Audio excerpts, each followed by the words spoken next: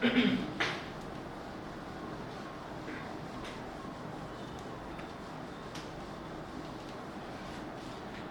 Notes के बाद ही मैंने आपको एक पीडीएफ शेयर करी थी, वो पीडीएफ खोल लीजिए पहले। पेज नंबर 31 नोट करके रखो, पेज नंबर 31 करवाएंगे, उस पर आएंगे और पीडीएफ में आप सीधे सीधे आइए पेज नंबर, जो पीडीएफ है सिलेबस की जो पीडीएफ है उसमें आप आइए पेज नंबर 4 पर। पेज नंबर 4 पे देखिए chapter number 7, moment of a force, torque, angular momentum, law of conservation of angular momentum and its application, ये सारा हो गया है। Equilibrium of rigid body rotation and equation of rotational motion, comparison of linear and rotational motions, ये हो गया है।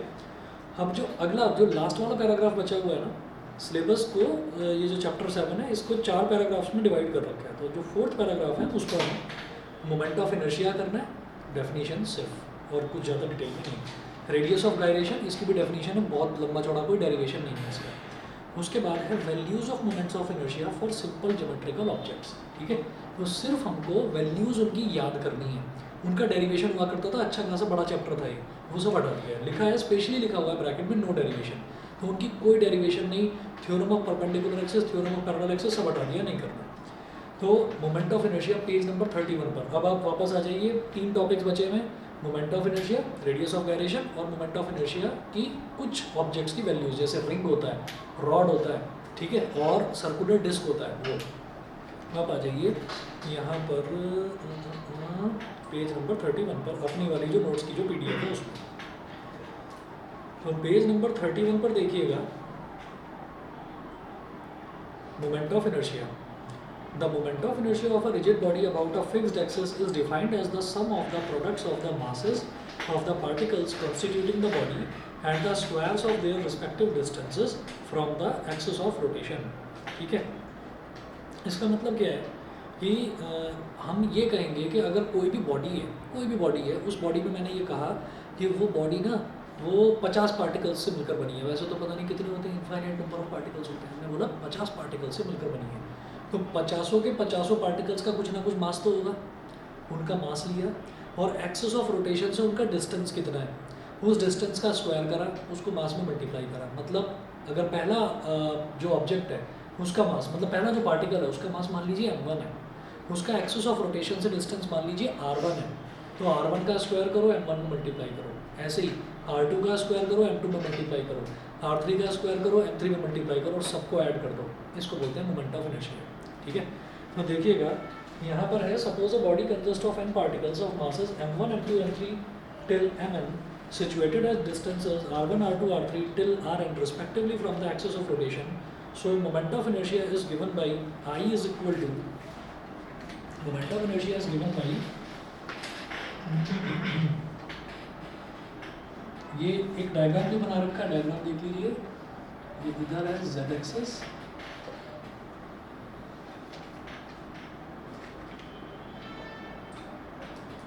इधर है y एक्सिस, और जो फ्रंट की तरफ है this is again x axis. अब क्या करिए, यहाँ इस तरीके से हमने कहा कि ये एक कोई ऑब्जेक्ट है, कुछ भी है, कोई भी टेढ़ा मेढ़ा ऑब्जेक्ट, आलू है, हमने आलू मान लिया, प्याज मान लिया, टमाटर मान लिया, कोई भी ऑब्जेक्ट है। तो हमने कहा कि वो बहुत सारे पार्टिकल्स से मिलकर बना हुआ है, ठीक है। तो कितने पार्टिकल्स, मान लीजिए n पार्टिकल्स। तो मैंने कहा कि ये जो है, अगर मैंने किसी आलू को लिया, वो टेढ़ा मेढ़ा सा था, मैंने उसको पकड़ के ऐसे घुमा दिया, तो उसको घुमाने में मेरे को ये समझ में आ रहा है कि बीच में कोई एक पॉइंट ऐसा है, वो पॉइंट फिक्स है और वो उस पॉइंट के चारों तरफ घूम रहा है। कभी भी, जैसे हमने एक हथौड़े का एग्जाम्पल लिया था हैमर का, कि हैमर को पकड़ा और ऐसे घुमा दिया, ठीक है, हमने उसको रोटेशनल फोर्स दे दी, तो उसमें हमने देखा कि उसका जो बॉब होता है, यानी कि जो हैवी वाला पोर्शन होता है, मेटालिक जो ब्लॉक होता है, जो आयरन का पीस होता है, वो तो स्टेबल रहेगा, और जो लकड़ी का जो उसका हैंडल होता है वो घूमता रहता है। यानी कि जो उसका सेंटर है वो कहाँ पर लोकेटेड है, वो उस लोहे वाले पोर्शन के सेंटर पर लोकेटेड है, वो उसका क्या हो गया, सेंटर ऑफ मास हो गया, ठीक है। तो इसी तरीके से हमने कहा कि भाई इसका जो एक्सिस ऑफ रोटेशन है ना वो ये है। अब यहाँ पर एक पार्टिकल यहाँ रखा हुआ है, इस पॉइंट पर एक पार्टिकल रखा हुआ है, ठीक है, और इस पार्टिकल का मास हो गया m1, ठीक है। एक पार्टिकल जो है वो इस पॉइंट पर रखा हुआ है, इसका मास हो गया m2। एक पार्टिकल जो है वो इस पॉइंट पर रखा हुआ है, इसका मास हो गया m3। हमने कहा कि m1 का, और ये घूम रहा है, ये घूम रहा है तो मैंने बोला भाई इसकी वेलोसिटी जो है घूमता है रोटेशनली, लेकिन इस इंस्टेंट पर वेलोसिटी लेंगे तो इसकी वेलोसिटी मान लो ऐसे v1 हो गई, और भाई इसकी वेलोसिटी जो है वो इस तरह से v2 हो गई, और जो ये है इसकी वेलोसिटी आप मान लीजिए इस तरह से v3 हो गई। ठीक है, अब ये एक्सेस ऑफ रोटेशन है, यानी कि सेंट्रल पॉइंट ये है, यहाँ से आपने इसको ऐसे ज्वाइन करा, इसको ऐसे ज्वाइन करा और इसको ऐसे ज्वाइन करा, तो ये डिस्टेंस हो गया r1, ये डिस्टेंस हो गया r2, ये डिस्टेंस हो गया r3, r1 r2 और r3। तो हम ये कहेंगे भाई मोमेंट ऑफ इनर्शिया अगर निकालना है तो उसका एक ही फॉर्मूला है, जितने भी पार्टिकल्स हैं उन सबके मासेस को उनके एक्सिस ऑफ रोटेशन से जो डिस्टेंसेस हैं उनका स्क्वायर करो, मल्टीप्लाई करो, तो भाई m1 r1 square plus m2 r2 square plus m3 r3 square. ठीक है, ऐसे करते करते आप कहाँ तक पहुँचे, mn rn स्क्वायर। ठीक है, तो ये जो टर्म आती है, आई वन बोल रहा हूँ गलत में, आई, ये जो टर्म आती है इसको हम बोल देते हैं मोमेंट ऑफ इनर्शिया। फिर देखिएगा अब इसको किस तरीके से लिखा जा सकता है, तो इतनी बड़ी सीरीज लिखने के बजाय आप क्या करें, समेशन लगाकर लिखें इसको, तो आई क्या हो जाएगा, I is equal to summation यानी कि sigma, sigma I is equal to 1 to n m i r i square. I की वैल्यू 1 है तो m1 r1 स्क्वायर हो गया, प्लस आई की वैल्यू 2 है तो m2 r2 स्क्वायर हो गया, आई की वैल्यू 3 है तो m3 r3 स्क्वायर। तो this is called moment of inertia. The SI unit of moment of inertia is kilogram metre square. समझ गए होंगे आप, क्योंकि क्या चीज़ है, मास है और जो डिस्टेंस है उसका स्क्वायर है। डिस्टेंस की एसआई यूनिट क्या होती है, मीटर, तो मीटर स्क्वायर, और मास की क्या होती है, किलोग्राम, तो इसकी एसआई यूनिट क्या हो गई, इसकी एसआई यूनिट हो गई किलोग्राम मीटर स्क्वायर, ये इसकी एसआई यूनिट हो गई मोमेंट ऑफ इनर्शिया। फिर देखिएगा वो बोल रहे हैं factors on which moment of inertia depends. तो मोमेंट ऑफ इनर्शिया किन किन फैक्टर्स पर डिपेंड करता है वो देखिएगा, factors on which moment of inertia depends, तो किन किन पर डिपेंड करता है। तो पहला देखिएगा, इसको नोट करने की जरूरत नहीं है, सीधा इसी में देखिएगा नोट्स में जो लिखा हुआ है। पहला है मास ऑफ द बॉडी, दिखाई दे रहा है, मास पर डिपेंड करेगा। दूसरा size and shape of the body, size पर और शेप पर भी डिपेंड करेगा। एक्चुअली होता क्या है ना कि अगर किसी का साइज़ थोड़ा छोटा है और किसी का साइज़ अगर मान लीजिए बड़ा है, तो बड़ा अगर साइज़ है तो बड़े साइज़ का, फॉर एग्जांपल ये बड़ा पंखा है, ठीक है, आप जनरली देखते होंगे जो एग्जॉस्ट फैन होता है, एग्जॉस्ट फैन बड़ा छोटा होता है। आप एक ही रूम में एग्जॉस्ट फैन लगाएं, एक ही रूम में सीलिंग फैन लगाएं और आप दोनों का साथ साथ ऑन करो उनको, दोनों स्पीड पकड़ देंगे, तो वो जो एग्जॉस्ट फैन है वो एकदम से स्पीड पकड़ेगा फटाफट, और इसको थोड़ा सा टाइम लगेगा उसके कंपैरिजन में। फिर आप ऑफ करो, वो फटाफट बंद हो जाएगा, इसको बंद होने में टाइम लगेगा, यानी कि उसका साइज़ कम है तो उसका इनर्शिया भी कम है। भाई अगर मैं इसको ऑफ कर रहा हूँ तो आपने इलेक्ट्रिक सप्लाई तो काट दी ना। अब ये जो घूम रहा है वो किसकी वजह से घूम रहा है, ये अपनी जो प्रॉपर्टी है इनर्शिया की प्रॉपर्टी, मतलब कि ये मूव कर रहा है तो मूव ही होना चाहेगा, ये घूम रहा है तो घूमना ही चाहेगा, रुकना नहीं चाहेगा।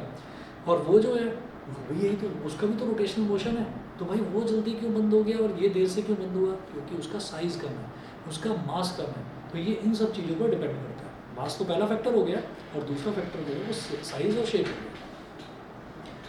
फिर थर्ड है distribution of mass about the axis of rotation, distribution of mass about the axis of rotation. Axis of rotation पर ही अगर यही सारा का सारा बीचों बीच मास कंसंट्रेटेड है तो भाई ज़्यादा नहीं घूमने वाला वो, ठीक है। अगर किसी पंखे को ज़्यादा घुमाना है ना, अगर ज़्यादा घुमाना चाहते हो, स्टॉप वॉच लेकर बैठिए, पंखे के जो बहुत महंगा कोई पंखा हो तो उसको ख़राब मत कर देना इस एक्सपेरिमेंट में। पंखा जो है, पंखे के जो कॉर्नर्स हैं उन कॉर्नर्स में स्ट्रिंग बांध दीजिए और स्ट्रिंग के नीचे छोटी छोटी बॉल्स बांध दीजिए। बॉल्स कुछ भी आप वजन ले लीजिए, 100 ग्राम की या 150 ग्राम की बॉल्स, आप 3 बॉल्स बांध दीजिए और फिर उसको चलाइए। जब फिर चलाओगे एक तो उसको घूमने में, स्पीड पकड़ने में टाइम लगेगा, और जब टाइम लगा ना उसके बाद जब बंद करोगे तो रुकने में भी टाइम लगेगा, ज़्यादा टाइम लगेगा, क्योंकि ज़्यादा देर तक घूमेगा, मास बढ़ गया ना उसका। और वो मास भी जब स्ट्रिंग को लटकाओगे आप, जब वो चलेगा तो स्ट्रिंग और लंबी खिंच जाएगी, वो बिल्कुल सीधी हो जाएगी। तो इसका मतलब क्या हुआ कि मास का डिस्टेंस एक्सिस ऑफ रोटेशन से बढ़ गया है। तो वो उस पर भी डिपेंड करता है कि मास एक्सिस ऑफ रोटेशन के नज़दीक कितना है। और इसका best example again exhaust fan. Exhaust fan की जो ब्लेड्स होते हैं प्लास्टिक के होते हैं बड़े हल्के, सारा का सारा मास कहाँ पर कंसंट्रेटेड होता है, बीच में मोटर पे। तो सारा मास मोटर पर कंसंट्रेटेड है, इसलिए ज़्यादा देर तक घूमता ही नहीं है, एकदम से रुक जाता है। समझ गए, ठीक है। उसके बाद देखिएगा फोर्थ है position and orientation of the axis of rotation with respect to the body. Axis of rotation की पोजीशन क्या है उस पर भी डिपेंड करता है। ठीक, अच्छा जी, तो ये 4 फैक्टर्स हुए। तो ये एग्जांपल दे रखा है इन्होंने, if a bicycle bullet cart etcetera, in a bicycle bullet cart etcetera.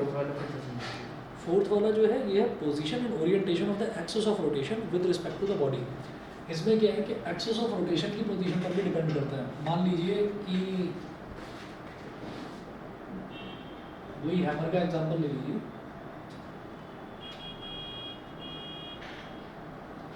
ये हैंडल हो गया इसका। जब इसको घुमाएंगे ना, जब इसको घुमाएंगे तो ये जो एक्सिस ऑफ रोटेशन है ये एक कोने में पड़ी हुई है, ठीक है, और ये घूमेगा इस तरीके से। तो जब ये घूमेगा ये भी फटाफट रुक जाता है, ज़्यादा देर नहीं घूम पाता ये। कि आपने इसको ताकत लगा कर घुमा दिया, ये इतना सा यहाँ घूम जाएगा, ज़रूरी नहीं 360 डिग्री घूमे भी। ज़्यादा ताकत लगा दिया, चलो 360 डिग्री घूम गया, 400 डिग्री घूम गया, रुक जाएगा, लेकिन बहुत ज़्यादा देर तक नहीं घूमेगा। तो ये डिपेंड कर रहा है इसके एक्सिस ऑफ रोटेशन पर। वहीं पर अगर आप इस आयरन ब्लॉक को बीच में ले आइए और इसके जो कॉर्नर्स हैं उनको थोड़ा सा हैवी बना दीजिए और फिर घुमाइए, लट्टू की तरह घूमता रहेगा बहुत देर तक। तो इट ऑल्सो डिपेंड्स कि अगर आपकी एक्सिस ऑफ रोटेशन एक कोने में है तो भाई ज़्यादा देर तो घूमेगी ही नहीं वो चीज़, ठीक है ना। एक बड़ा सा लकड़ी का बॉक्स रखा हुआ है रूम के अंदर, आपने कहा नहीं रोटेट करूँगा, लगाऊंगा मैं इस पर टॉर्क लगाऊंगा, ले भाई तू इधर से घुमा मैं इधर से घुमाता हूँ, लग जाओ, दोनों के दोनों लग गए। आपने इधर से लगाया उस पर ताकत, दूसरे बंदे ने उधर से लगाया, घुमाया, कितना घूमेगा 60 डिग्री। आपने घुमा कर छोड़ दिया, ठीक है ना, आपने ऐसे ताकत लगा कर छोड़ दिया 60 डिग्री 70 डिग्री, हद हो गई तो 180 डिग्री, बस और कितना घूमेगा, रुक जाएगा वहीं के वहीं। हम कहेंगे क्या वो रोटेशनल मोशन है, क्योंकि सीधा थोड़ी भागा जा रहा है कहीं पर, एक पॉइंट पर घूम रहा है तो रोटेशनल मोशन तो है। और वहीं पर आपने क्या देखा कि एक छोटा सा लट्टू है, लट्टू जानते हैं ना, छोटा सा लट्टू है, उसको पकड़ के आपने ऐसे घुमा दिया, हाथ से ही घुमा दिया, हो सकता है 1 मिनट तक घूमता ही रहे, फिर धीरे धीरे धीरे धीरे रुकेगा, तब भी उसका मन नहीं करेगा रुकने का। क्यों, इनर्शिया है ना मेरे अंदर, मैं तो रुकना ही नहीं चाहता, मैं घूम रहा हूँ तो घूमना ही चाहूँगा। तो इस वजह से वो ये डिपेंड करता है कि उसका जो एक्सिस ऑफ रोटेशन है बीच में है, कोने में, कहाँ पर है, उस पर डिपेंड करता है। आगे चलते हैं। एग्जाम्पल दे रखा है पेज नंबर 32 पर, in a bicycle, bullet cart etcetera, the moment of inertia is increased by concentrating most of the mass at the rim of the wheel and connecting the rim to the axle through the spokes. Even after we stop pedaling, the wheels of a bicycle continue to rotate for some time due to their large moment of inertia. तो सारा का सारा मास कोशिश करी जाती है कि कहाँ पर कर दिया जाए, सारा का सारा उसके सेंटर पर कर दिया जाए। भाई आप सेंटर पर अगर एक्सिस ऑफ रोटेशन बनाएंगे तो आसानी से घूमेगा ना, घूमता रहेगा, पेडल मारने के बाद भी आप रुक जाएंगे, घूमता रहेगा घूमता रहेगा। और व्हील जो रिम होता है ना, रिम का जो कॉर्नर्स होते हैं वो भी हैवी होता है, वो हैवी इसलिए बनाए जाते हैं ताकि वो और ज़्यादा इनर्शिया प्रोड्यूस कर सकें। क्लियर है? चलिए भाई ऑनलाइन वाले बताएं, क्लियर है? Yes sir. ठीक है, चलिए जी अगला देखते हैं, relation between rotational kinetic energy end moment of inertia. देखिए सिलेबस में मेंशन नहीं है लेकिन छोटा सा टॉपिक है, कर लो इसको भी। रोटेशनल काइनेटिक एनर्जी और मोमेंट ऑफ इनर्शिया के बीच में रिलेशन क्या है, बेहद आसान है।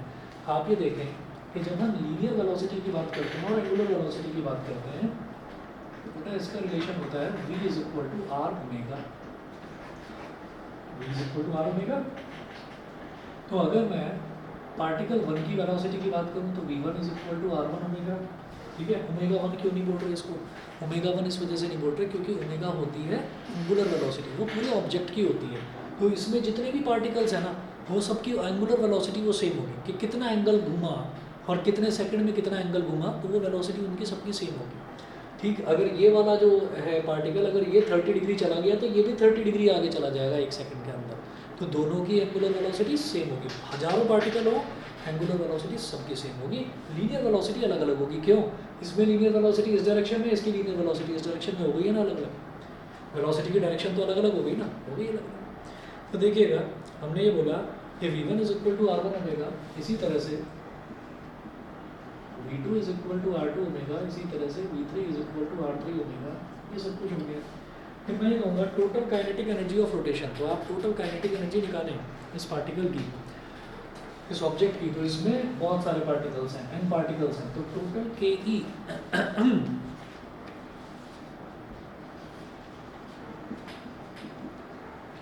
Total kinetic energy of rotation या फिर रोटेशनल काइनेटिक एनर्जी बोल दीजिए,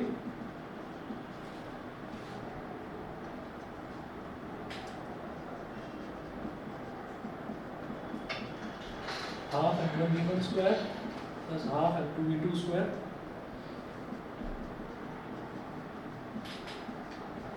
plus half m3 v3 square plus half mn vn square. ये हो गया। ये 1 मिनट नीचे लिख रहा हूँ, दिखाई नहीं दे रहा होगा आपको।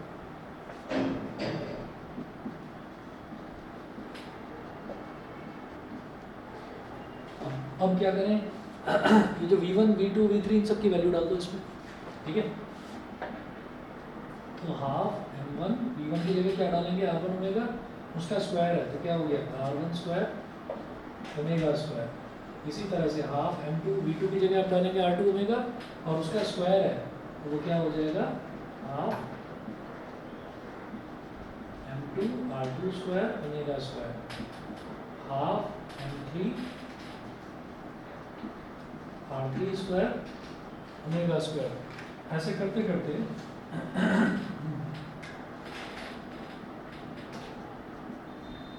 Half mn rn square omega square ये हो गया। अब इसमें आप क्या करिए,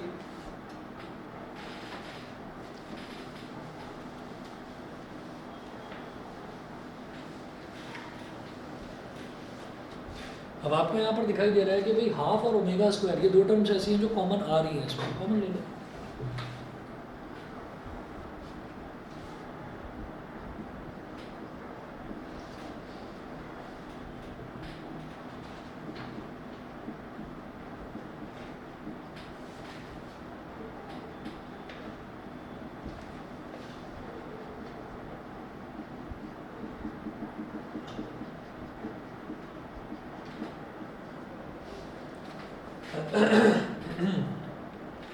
और ये क्या बन गया अंदर ब्रैकेट के अंदर, मोमेंट ऑफ इनर्शिया ब्रैकेट के अंदर पूरा का पूरा आई हो गया। तो rotational kinetic energy is equal to half omega square into I, यानी कि हाफ आई ओमेगा स्क्वायर बोल रहा उसको जाता है, ठीक है ना। तो रोटेशनल काइनेटिक एनर्जी तो कहीं ना कहीं अगर मैं इसको कंपेयर कर लूँ, अगर मैं इसको कंपेयर करूँ लीनियर काइनेटिक एनर्जी के साथ में, तो लीनियर काइनेटिक एनर्जी होती है हाफ mv स्क्वायर, ठीक है। तो मैं कंपेयर करके ये कह सकता हूँ कि भाई मास जो है, मास की जगह इनर्शिया है और लीनियर वेलोसिटी की जगह जो है एंगुलर वेलोसिटी, ठीक है। तो मास जो है इसी वजह से कहा जाता है कि मास जो है वो इनर्शिया के जो है एनालॉगस होता है, मतलब उसके जैसा होता है रोटेशनल मोशन में। तो rotational kinetic energy is equal to हो गया आपका हाफ आई ओमेगा स्क्वायर। अगला टॉपिक देखिए बेटा, radius of gyration. Radius of gyration जो हमारा टॉपिक्स बचे हुए हैं उसमें सेकंड टॉपिक यही मेंशन है, मोमेंट ऑफ इनर्शिया इतना, उसके बाद अब रेडियस ऑफ गायरेशन देखते हैं। अच्छा 1 मिनट रुकिए, मैं अभी आ रहा हूँ।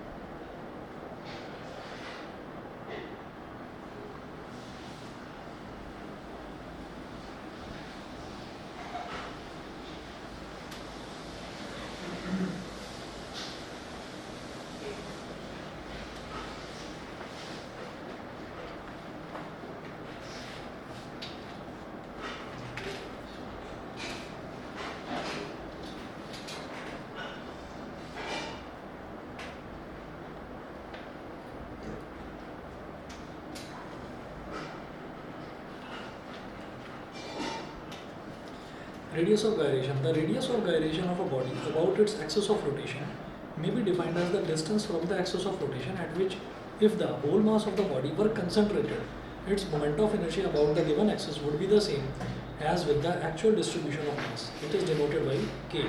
क्या होता है कि अगर हमने माना कि बॉडी का अलग अलग मास है, मतलब अलग अलग मास है बॉडी के अंदर, बहुत सारे अलग अलग पार्टिकल्स हैं, बहुत सारे पार्टिकल्स हैं, तो उन सबको जोड़ने के बाद में जो उसका पूरा का पूरा इनर्शिया निकल कर आता है, उसका पूरा का पूरा इनर्शिया निकल कर आता है, तो वो ये आ गया sigma I is equal to 1 to n mi r i square. अब हमने कहा कि ये जो इतना ज़्यादा अलग अलग जो मासेस डिस्ट्रीब्यूट हो रहे हैं, आपने उनको उठाकर किसी एक पॉइंट पर कंसंट्रेट कर दिया, सारे मासेस को आप एक जगह लेकर आ गए, ठीक है। सारे मासेस को एक जगह लाने पर वो सारा मास क्या हो गया, m1 + m2 + m3 + dot dot till mn, सारा मास एक जगह आ गया। तो वो एक जगह सेंटर पर नहीं लेकर आए उसको, मास को। अगर सारे मास को सेंटर पर ले आओगे तो भाई घूमेगा नहीं कभी, ठीक है। तो उसको आपने किसी पर्टिकुलर डिस्टेंस पर रखा, तो वो जो एक्सिस ऑफ रोटेशन है, वो जो पर्टिकुलर डिस्टेंस है, that distance is called radius of gyration. लेकिन सेम इनर्शिया प्रोड्यूस होना चाहिए। हमने दोबारा बताता हूँ कि अगर मान लीजिए कोई एक बहुत बड़ा हमारे पास बॉक्स रखा हुआ है, तो वो बॉक्स बहुत छोटे छोटे पार्टिकल्स से मिलकर बना है। वो सारे के सारे जो पार्टिकल्स हैं वो अलग अलग लोकेशंस पर हैं। हमने उन पार्टिकल्स की हेल्प से हमने उस पूरे ऑब्जेक्ट का इनर्शिया निकाल लिया। अब हमने क्या करा कि वो जो सारे मासेस अलग अलग डिस्ट्रीब्यूटेड थे, समझ में आ रहा है भी? वो जो सारे मासेस अलग अलग डिस्ट्रीब्यूटेड थे, उन सारे मासेस को आपने एक जगह लाकर कंसंट्रेटेड कर दिया। अब उस जगह से जो एक्सिस ऑफ रोटेशन है उसका जो डिस्टेंस है, कोई तो डिस्टेंस होगा, उसको आप के मान लीजिए, रेडियस ऑफ गायरेशन। और अगर वो सेम इनर्शिया प्रोड्यूस करता है जैसा कि पूरी बॉडी प्रोड्यूस कर रही थी, तो हम उस डिस्टेंस को बोलेंगे रेडियस ऑफ गायरेशन। ठीक है, नहीं समझे? चलिए जी, समझ गए? तबीयत ठीक है? अब देखिएगा expression for radius of gyration. इसमें है, suppose a rigid body consist of m particles of mass m each situated at distances r1, r2, r3 till rn from the axis of rotation AB। ठीक है, तो एक हमारे पास axis of rotation दे रखी है AB,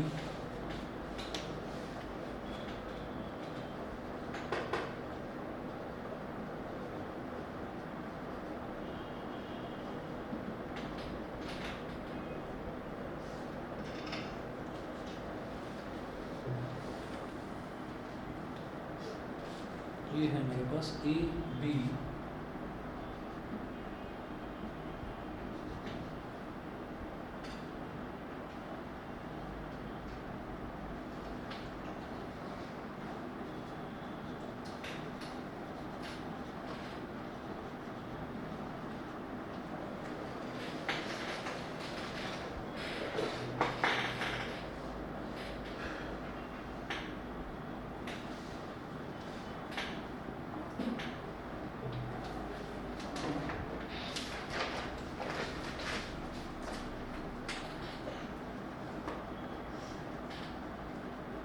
M1, M2, M3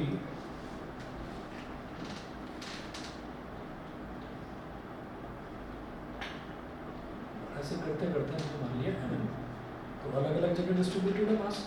उसका axis of rotation से मान लीजिए M1 का डिस्टेंस है R1, M2 का डिस्टेंस है R2, M3 का डिस्टेंस है R3, और इसी तरह से जो nth पार्टिकल है उसका मास M1 है, उसके एक्सिस ऑफ रोटेशन से डिस्टेंस है Rn। ठीक है, तो ये अलग अलग डिस्टेंसेस दे रखे हैं। तो हम क्या कर रहे हैं यहाँ पर कि हमने हर एक का ये जो M1, M2, M3 है, हमने रेडियस ऑफ गायरेशन को स्टडी करने के लिए हमने सबका मास इक्वल मान लिया, सबका मास मान लिया, M सभी का मास इक्वल है। तो देखिए शुरुआत में ही है सब expression for radius of gyration में मेंशन्ड है, suppose a rigid body consist of n particles of mass m each. तो n पार्टिकल्स है, सबका मास जो है वो इक्वल है, m के बराबर है।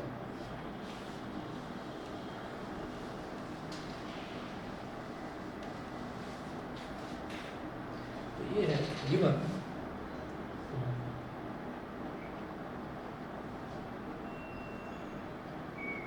M1 is equal to M2 is equal to M3 is equal to dot dot dot till Mn। ये सारे मासेस इक्वल हैं, और किसके इक्वल हैं? M के इक्वल है। अब आप क्या करें, the moment of inertia of the body about the axis AB। आप मोमेंट ऑफ इनर्शिया निकालने जाएं, इसका मोमेंट मोमेंट ऑफ इनर्शिया क्या निकलेगा, I is equal to mr1 square, समझ गए, mr1 square mr2 square plus mr3 square plus mr4 square plus dot dot dot till m rn square. तो यहाँ से हम क्या कर सकते हैं, यहाँ से m कॉमन ले सकते हैं, m कॉमन ले लिया, r1 square plus r2 square plus r3 square plus dot dot dot till rn square. फिर क्या करिए कि इसी में आपको क्या करना चाहिए, मोमेंट ऑफ इनर्शिया आ रहा है हमारा, आई की वैल्यू आ रही है, इसी में क्या करिए, n से मल्टीप्लाई करो, n से डिवाइड करो, I is equal to m into m r1 square plus r2 square plus r3 square plus dot dot dot till rn square और अपॉन में n, इसके अपॉन में मैंने n डाल दिया, ठीक है। तो अब आप ये देखिएगा कि यहाँ पर n नंबर ऑफ पार्टिकल्स हैं, हर एक का मास n है, तो अगर मैंने m और n को मल्टीप्लाई कर दिया तो पूरे ऑब्जेक्ट का मास आ गया, पूरे ऑब्जेक्ट का मास आ गया, तो उस पूरे ऑब्जेक्ट के मास को आप बोल दीजिए कैपिटल M, नहीं समझे। अगर मान लीजिए एक बॉक्स के अंदर 5 मैंगो रखे हुए हैं और सबका मास जो है वो 10-10 kg है, तो टोटल मास आप कैसे बताएंगे, 5 इंटू 10 करेंगे, number of mangoes into mass of each mango, यही तो करेंगे। तो वही तो हो गया कि number of particles into mass of each particle, तो m इंटू n क्या हो जाएगा, टोटल मास हो जाएगा इस सिस्टम का, इस ऑब्जेक्ट का टोटल मास हो जाएगा, ठीक। तो I इज इक्वल टू क्या हो गया, capital M, I is equal to हो गया कैपिटल M, ब्रैकेट में लिखिएगा r1 square plus r2 square plus r3 square dot dot dot till rn square, ये हो गया, और अपॉन में स्मॉल n, ठीक है, और ये बन गया हमारा इक्वेशन नंबर 1, ठीक। Where capital M is the total mass of the body, page number 34 पर आ जाइए। If k is the radius of violation about the axis AB, अगर k जो है वो radius of violation about the axis AB, तो हम ये बोलेंगे I is equal to m k square. मतलब क्या है कि आप ये मान लीजिए रेडियस ऑफ वायलेशन को समझने के लिए कि हमने मान लिया कि सारा का सारा जो मास है कलेक्टिवली एक पॉइंट पर लोकेटेड है, मतलब कुछ ऐसा मान लिया कि ये सारा का सारा मास जो है, ऑब्जेक्ट की शेप तो ये रखो, ऑब्जेक्ट की साइज और शेप तो आप नहीं बदल पाएंगे, वो तो सेम रहेगी। हम ये कहेंगे कि भैया सारा का सारा मास हम मान लेते हैं कि ये ऐसे ही, अगेन फिर से ही बना रहा हूँ एक्सिस ऑफ रोटेशन AB, और ये मैंने कह दिया सारा का सारा मास जो है ये इस पॉइंट पर लोकेटेड है, तो सारा मास कितना हो गया, कैपिटल M, और मैंने कहा अब एक्सिस ऑफ रोटेशन से इसका जो डिस्टेंस है वो क्या हो गया k, और इसी डिस्टेंस को हम रेडियस ऑफ वायलेशन बोल देते हैं। तो बाकी जगह मास रहेगा, ये हमने एज्यूम कर लिया कि ये जो सारा मास है इसका ऑब्जेक्ट का साइज और शेप ऐसे ही रखा हमने, ठीक है, और हमने ये कह दिया सारा का सारा मास यहाँ पर कंसंट्रेटेड है, मतलब वो इतना ज़्यादा मास है कि उसके रिस्पेक्ट में जो बाकी के जो उसके कंपैरिजन में बाकी के जो मास है वो इतने छोटे हैं कि नेगलेक्ट करा जा सकता है। तो मैंने कहा सारा मास यहाँ कंसंट्रेटेड हो गया, तो यहाँ से यहाँ तक का जो एक्सिस ऑफ रोटेशन का जो डिस्टेंस है वो क्या हो गया, वो हो गया हमारा रेडियस ऑफ वायलेशन, उसी को रेडियस ऑफ वायलेशन बोलते हैं। तो मैं कहूँगा किसी ऑब्जेक्ट में अगर मास ही एक है तो उसका इतना जो डिस्टेंस है, तो mass into axis of rotation से डिस्टेंस का स्क्वायर, वही तो इनर्शिया होता है, ठीक है। तो मैंने ये कहा कि अगर सारा एक जगह कंसंट्रेटेड है, सारा मास यानी कि कैपिटल M और k रेडियस ऑफ वायलेशन है, तो I is equal to m k square हो गया। अब इनको दोनों को इक्वेशन को कंपेयर करो, I इज इक्वल टू, ये जो इक्वेशन नंबर 1 और 2 है, इक्वेट 1 एंड 2, तो 1 और 2 को इक्वेट करा, बेटा ऑनलाइन वालों को समझ में आ रहा है यहाँ तक, बता दीजिए, ठीक है। चलिए आगे चलता हूँ, ठीक है, ओके।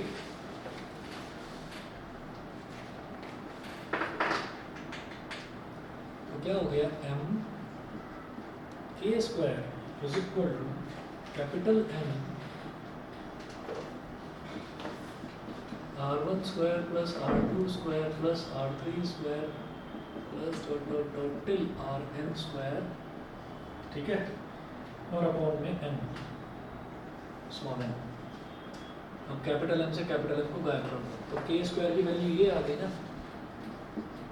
अच्छा, अगर कभी हमसे ये बोला जाता है कि कोई हमको 10 ऑब्जर्वेशन दे रखी हैं, कोई भी 10 ऑब्जर्वेशन दे रखी हैं, अगर उन 10 के 10 ऑब्जर्वेशन को ऐड कर दिया और divide by number of observe divide by 10 कर दिया, divide by number of observation, तो यही तो मीन होता है, मीन यही होता है।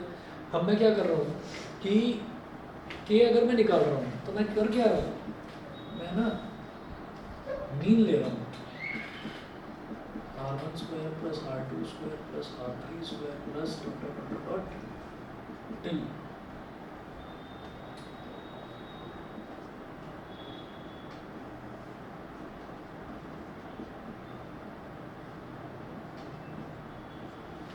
rn स्क्वायर अपॉन में n। भाई इधर k स्क्वायर बचा, k निकालना है, रेडियस ऑफ गायरेशन निकालना है, तो अंडर रूट हो जाएगा इस तरफ। तो हम मीन पता है किसका ले रहे हैं, हम स्क्वायर का मीन ले रहे हैं, हम स्क्वायर वैल्यूज़ का मीन ले रहे हैं और फिर उसका रूट ले रहे हैं, स्क्वायर रूट ले रहे हैं। इसी को रूट मीन स्क्वायर वैल्यू बोलते हैं। रूट मीन स्क्वायर का मतलब होता है root of mean of square, ठीक है। रूट ऑफ किसका रूट, मीन का रूट, मीन किसका, root of mean of square. तो स्क्वायर्स का मीन ले लिया आपने। अगर आप सिर्फ r1 plus r2 plus r3 dot dot dot till rn upon n करते तो वो आपका मीन आ जाता है किसका, डिस्टेंसेस का मीन आ जाता है। लेकिन हम किसका मीन आ रहा है, स्क्वायर्स का। आप स्क्वायर्स को ऐड कर रहे हैं और कितने स्क्वायर्स हैं, n स्क्वायर्स हैं, उनको आप ऐड कर रहे हैं और उसको n से ही डिवाइड कर रहे हैं। तो आप क्या कर रहे हैं, आप स्क्वायर वैल्यूज़ का मीन ले रहे हैं, स्क्वायर वैल्यूज़ का मीन ले लिया और मीन लेने के बाद उसका रूट ले लिया, तो इसी को बोलते हैं root mean square value. Root mean square value सुना है पहले कभी, रूट मीन स्क्वायर नहीं सुना, तो इसको याद रखिएगा। मैं आगे लिख रहा हूँ उसको, रूट मीन स्क्वायर डिस्टेंस, ये कहलाता है root mean square distance. Root mean square का मतलब होता है root of mean of square, इसको बोल देते हैं RMS distance, root mean square distance.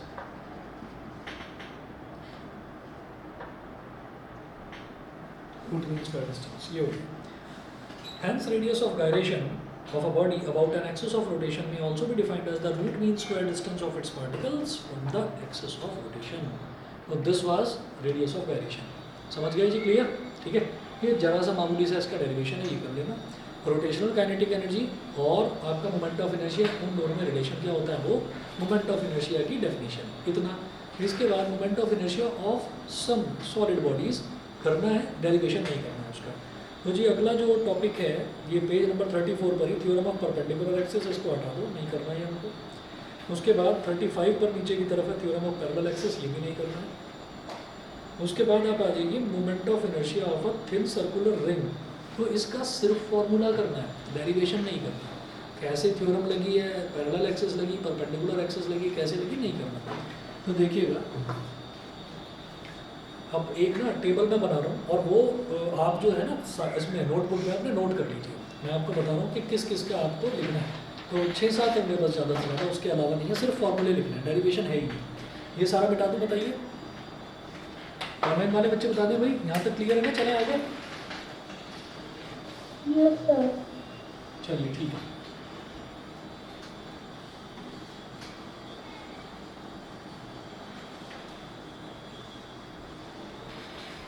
अच्छा वो तुम बता रहे थे ना प्रिंट आउट कुछ थोड़े धुंधले आ रहे थे, मैं निकलवा कर दूंगा कल या परसों। मीठे मीठे आ रहे थे, कुछ प्रिंटर का प्रॉब्लम होगा, मैं निकलवा दूंगा बढ़िया प्रिंटर, ठीक है।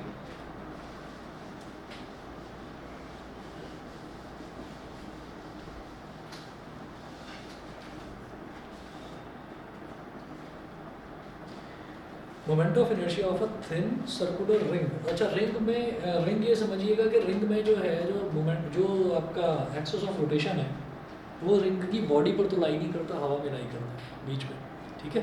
तो कभी भी आप देखिएगा कि वो जो सर्कस में होते हैं ना जो स्टंट करते हैं, तो वो रिंग लगा लेते हैं अपनी कमर की चारों तरफ, कमर को ऐसे ऐसे घुमाते हैं, रिंग घूमता रहता है, ठीक है। तो वो जो कमर पर बार बार वो टच होता है, एक बार इस साइड और एक बार इस साइड, वो टच होता है, उसको रोटेशनल जो मोशन है वो प्रोवाइड करने के लिए।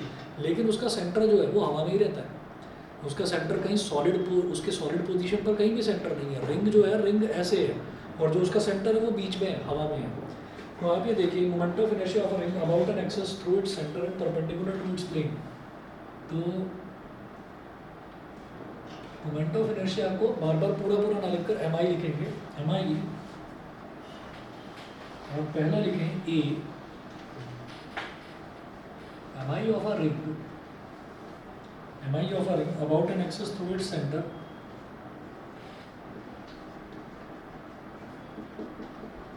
about an axis through its center,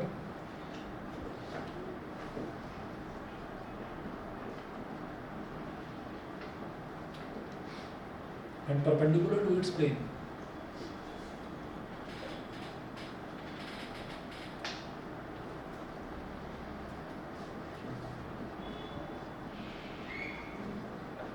And perpendicular to its plane. तो ये रिंग है, ऐसे ये है रिंग,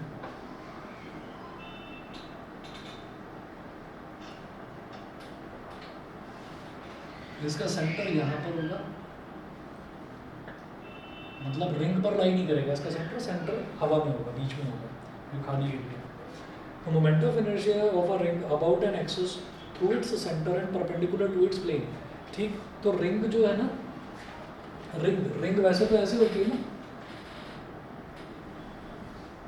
वैसे तो रिंग ऐसे होती है, मैंने इस रिंग को ऐसे ही ना रखकर मैंने इसको ऐसे रखा, तो ऐसे रखा है, इस तरह से रखा है, तो हमने कहा कि सेंटर से जो एक्सिस पास हो रही है, ठीक, तो क्या हो गया कि रिंग का जो प्लेन है, रिंग का प्लेन अब ये हो गया ऊपर वाला हिस्सा, ठीक है, तो उस पर परपेंडिकुलर, तो moment of inertia of a ring about an axis through its centre, एक एक्सिस जो उसके सेंटर से होकर गुजर रही है, and perpendicular to its plane, तो वो जो मोमेंट ऑफ इनर्शिया है उसका कुछ भी समझने की जरूरत नहीं, सीधा लास्ट में फॉर्मूला देखिए, इसका फॉर्मूला लास्ट में है I is equal to M R square, I is equal to capital M capital R square, ठीक है। और अगर किसी भी बच्चे के स्कूल में ये डेरिवेशंस करवाई जाए तो भाई मुझे बता देना, सिलेबस में तो स्ट्रिक्टली मेंशन है नहीं करनी है, ठीक है, अगर करवाई जाए तो मुझे बता देना, फिर मैं आपको करवा दूंगा, ठीक। I is equal to M R square, मुझे लगता नहीं कि करवाएंगे क्योंकि सिलेबस वैसे ही इतना ज़्यादा है, वो बिना मतलब नहीं पंगा नहीं लेंगे। तो यहाँ पर m क्या है, इस रिंग का मास, यानी कि ये जो यहाँ पर कंसंट्रेटेड है ना, ये टोटल मास, और r क्या है, इसका रेडियस, एक्सिस ऑफ रोटेशन। उसके बाद देखें M I of a ring about any diameter, b है, M I of a ring about any diameter क्यों बोल रहे हैं, क्योंकि किसी भी रिंग के अंदर आप डायमीटर कितने बना सकते हैं, इनफाइनाइट, तो किसी भी डायमीटर के अबाउट, अच्छा डायमीटर के अबाउट का मतलब क्या है भाई, डायमीटर के अबाउट का मतलब ध्यान से समझना, डायमीटर के अबाउट का मतलब क्या है कि ये सेंटर है ना, ये डायमीटर हो गया, इस डायमीटर को रखा फिक्स और रिंग को ऐसे छल्ले की तरह घुमा दिया, समझ गए कि डायमीटर फिक्स है, तो इधर का जो सेमी सर्कुलर पोर्शन है ये, और इधर का जो सेमी सर्कुलर पोर्शन है ये ऐसे घूमेगा, आप रिंग समझ गए, वर्टिकली घुमा रहे हैं, बिल्कुल सही। और यहाँ पर क्या था, यहाँ पर इसको हॉरिजॉन्टली घुमा रहे थे, इस तरीके से घुमा रहे थे, बीच के पोर्शन के चारों तरफ ऐसे घूम रहा था, ठीक, समझ गए। तो हमारी ऑफरिंग अबाउट एनी डायमीटर, इसका फॉर्मूला देखिएगा, इसका फॉर्मूला है हाफ एम आर स्क्वायर। तो हमारी of ring about any diameter, diameter के लिए डी टर्म सब्सक्रिप्ट में लिखा, ये हो गया हाफ एम आर स्क्वायर, ठीक है। सी देखिएगा, am I offering about a tangent in its plane, am I offering about a tangent in its plane, तो समझ लेना बस कि हम घुमा किस तरीके से रह रहे हैं, बस वो समझना है।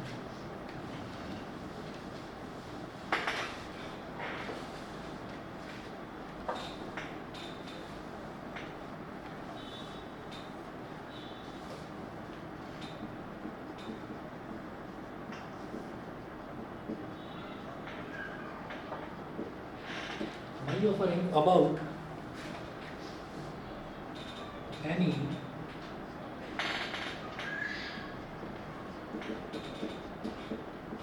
tangent in its plane, ये कैसे होगा, इसमें आपको क्या करना है कि आप फिर से एक रिंग बनाएं,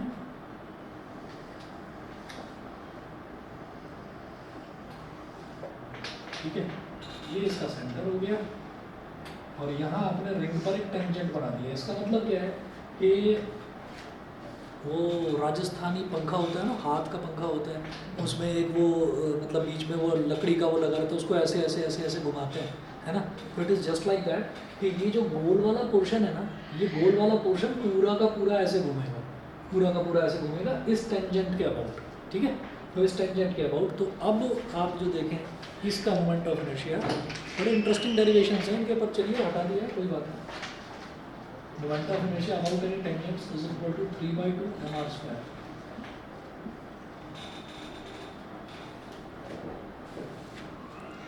उसके बाद है D, M I of ring about a tangent perpendicular to its plane.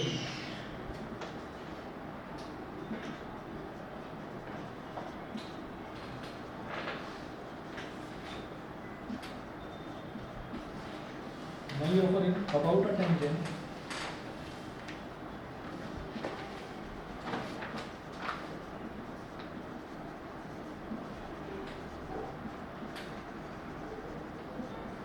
perpendicular to its plane, perpendicular to its plane। तो अब क्या कर रहे हैं हम, अब तो ये इस तरीके से था जैसे हाथ का पंखा होता है उसकी तरह घूम गया अबाउट एनी टेंजेंट परपेंडिकुलर। अब कर रहे हैं about any tangent perpendicular to its plane. तो ये जो पोर्शन है ना रिंग का, जो ऐसे दिखाई दे रहा है, इस रिंग को ऐसे कर दो, इस रिंग को ऐसे कर दो, अब ये ऐसे घूमेगा, ये है रिंग अब ऐसे है और ऐसे कर दीजिए टेंजेंट, मतलब अब ये रिंग ऐसे है, ये हॉरिजॉन्टल पोजीशन में आकर और फिर ऐसे ऐसे घूमेगा। फिक्स पॉइंट ये है, एक्सिस ऑफ रोटेशन ये है। तो इस केस में इसको आप दोबारा सुनिएगा, ठीक है। ये एक तो ये हो गया टेंजेंट, एक तो ये हो गया टेंजेंट। तो टेंजेंट पर कोई फर्क नहीं है, टेंजेंट वही का वही है। रिंग जो फ्लैट दिखाई दे रही थी ना, अब फ्लैट ना करके रिंग को आपने ऐसे कर दिया, बस रहेगा तो अब भी टेंजेंट ही ना। तो इसीलिए बोला M I of ring about a tangent perpendicular to its plane. वो टेंजेंट जो है इसके प्लेन के अलोंग ना होते हुए, प्लेन के अलोंग था अभी टेंजेंट, अब प्लेन के परपेंडिकुलर हो गया। प्लेन ऐसे है और टेंजेंट उस पर कैसे बना रहा है, 90 डिग्री के एंगल बना रहा है उसके प्लेन के साथ। भाई प्लेन ये हो गया, रिंग आपका ऐसे ना होकर ऐसे हो गया, तो बीच में एंगल तो 90 डिग्री का बन रहा है ना, इस वजह से, समझ गए। तो अब रिंग आपका ऐसे हो गया, चपटा हो गया, यहाँ पर फ्लैट था, यहाँ पर इस तरीके से हो गया, तो ये ऐसे ऐसे घूमेगा, जैसे पंखे का ब्लेड हो गया, उसे गोल कर दोगे। नहीं, उससे तो कोरिलेट नहीं कर पा रहा मैं इसको। एक कड़ा दिखाऊं ना अपना, और चारों केसेस समझ लेते हैं। देखिए ये आपको कड़ा दिखाई दे रहा होगा, जो ऑनलाइन वाले बच्चे हैं वो भी देख लीजिए। तो जो पहला वाला केस है, पहले वाले केस में इसको कड़े को हमने ऐसे ना रखकर ऐसे रखा हुआ है, और जो इसकी एक्सिस ऑफ रोटेशन है वो हवा में है, यानी कि इसके बीच से गुजर रही है, और अब जो है ये ऐसे गोल गोल गोल गोल घूम रहा है, लगातार गोल गोल घूम रहा है। एक तो ये चीज़ है। उसके बाद बी है, तो इसका मोमेंट ऑफ इनर्शिया mr²। अच्छा जो बी है, बी में क्या है कि अब इस about any diameter, about any diameter का मतलब क्या है कि ये ऐसे रखा हुआ है, और बीच में हमने कोई ऐसे डायामीटर बना दिया, ऐसे डायामीटर बना दिया, और अब ये इस तरीके से ये बीच में डायामीटर अपनी जगह फिक्स रहेगा, और ये ऐसे ऐसे ऐसे ऐसे घूमेगा, समझ गए। तो एक चीज़ तो ये, मतलब इसमें ये ऊपर वाली नीचे वाली चीज़ें फिक्स रहेंगी, और ये ऐसे ऐसे ऐसे ऐसे घूमेगा, ये तो उसका हो गया हाफ mr²। और उसके बाद M I of ring about any tangent in its plane. तो टेंजेंट इन इट्स प्लेन मतलब ये ऐसे रखा हुआ है, और ये वाला पोर्शन फिक्स करके इसको आपने यहाँ से ये वाला पोर्शन फिक्स करके इसको ऐसे घुमाना शुरू करा, मतलब इधर वाला पोर्शन फिक्स रहेगा और ये ऐसे ऐसे घुमाएगा। और इसमें अंतर क्या है कि यहाँ पर ये ऐसे था रिंग, लेकिन अब इस रिंग को आपने ऐसे कर दिया, अब इस रिंग को ऐसे कर दिया, अब ये रिंग जो है ऐसे ऐसे घूमेगा, ठीक है। ये वाला पोर्शन फिक्स रहेगा, एक कोना जो टेंजेंट है वो फिक्स रहेगा, इसके अबाउट गोल गोल पूरा घूमेगा, मतलब पूरा पहले यहाँ था, फिर पूरा यहाँ आया, फिर पूरा यहाँ, फिर पूरा यहाँ, इस तरह से घूमेगा। तो चारों केसेस में डिफरेंस शायद समझ गए, ठीक है। उसके बाद देखिएगा अगला, moment of inertia of a uniform circular disc. भाई दोनों में अंतर क्या है वो समझिए, रिंग में और डिस्क में अंतर क्या है। इसका फॉर्मूला, हाँ इसका फॉर्मूला रहेगा sir, IT dash is equal to 2mr²। IT dash is equal to 2mr²। Ring में और डिस्क में, इन दोनों में अंतर क्या है वो देखिएगा। रिंग और डिस्क में अंतर ये है कि रिंग जो है वो खोखली होती है, अंदर से डिस्क पूरी भरी हुई होती है। वो देखा है ना, वो डिस्क जो फेंकते हैं, वो गोल जो डिस्क होती है उसको ऐसे फेंकते हैं, वो जो एथलीट्स होते हैं, क्या बोलते हैं उसको, डिस्क ही बोलते हैं क्या, डिस्कस नहीं डिस्की को डिस्कस कुछ और होता है या शायद वही बोल देते हैं उसको, कॉमन लैंग्वेज में डिस्कस थ्रो बोल देते हैं, डिस्क ही होता है। चलिए जी, तो मोमेंट ऑफ इनर्शिया इसी तरीके से 4 केसेस इसके हैं, सिर्फ फार्मूला इसका देखना है। हाफ mr² हो गया, अबाउट एनी डायमीटर जो है वो 1/4 mr² हो गया, ठीक। ये मैं नेक्स्ट क्लास में डिस्कस कर देता हूँ आपसे, और ये हार्डली 5 या 10 मिनट का बस बचा है, उसके बाद मैं नेक्स्ट क्लास में आपका ग्रेविटेशन स्टार्ट कर दूँगा, ठीक है ना। कल से मैं आपकी एक्स्ट्रा क्लासेस लेनी शुरू कर रहा हूँ, तो प्रिपेयर रहना। हाँ अरे नहीं, वो मैं कल, उसका आज पेपर था ना इन लोगों का, तो इस वजह से मैंने आज रख दिया था, एक दिन स्वैप करा था बस, ठीक है। चलिए जी फिर, ओके।